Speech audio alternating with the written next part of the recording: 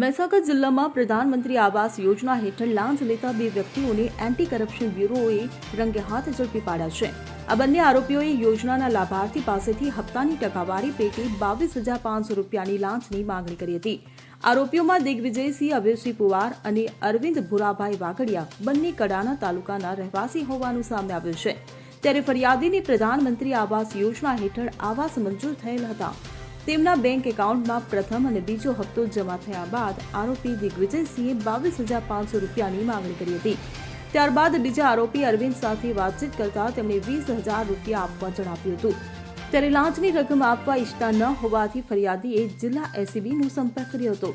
જે બાદ એસીબીએ છટકું ગોઠવ્યું હતું. એસીબી દ્વારા મલેકપુર ચોકડી પાસે ગૌરી કિરાણા સ્ટોર આગળથી આજરોજ આરોપી દિગ્વિજયસિંહે પંચની હાજરીમાં 20,000 રૂપિયાની લાંચ સ્વીકારી હતી.